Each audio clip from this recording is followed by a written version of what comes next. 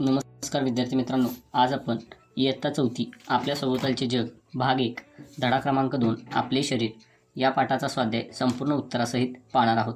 चला तर मग व्हिडिओला सुरुवात करूया. बघा, प्रश्न क्रमांक 1 जोड्या जुळवा.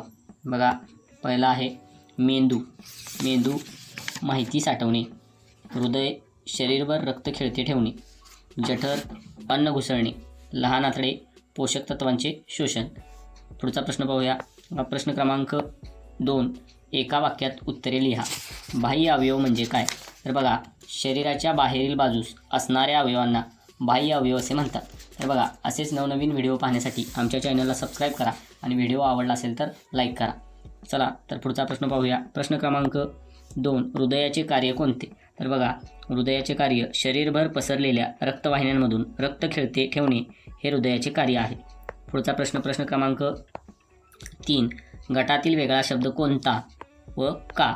तर बघा, पहिला प्रश्न आहे गटातला नाक, कान, डोळे, फुफ्फुस. तर बघा, या प्रश्नाचं बरोबर उत्तर आहे फुफ्फुस, कारण फुफ्फुस हा एक अंतर्गत अवयव आहे आणि बाकी सर्व बाह्य अवयव आहेत. बघा, पुढचा प्रश्न क्रमांक 2 हृदय, फुफ्फुस, यकृत, डोळे. तर बघा, याचं उत्तर आहे डोळे. डोळे हा बाह्य अवयव आहे आणि इतर अंतर्गत अवयव आहेत.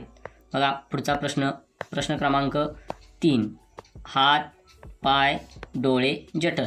यामध्ये बघा, जठर हा वेगळा शब्द आहे, कारण जठर हे आपल्या शरीरातील आंतरिंद्रिय आहे.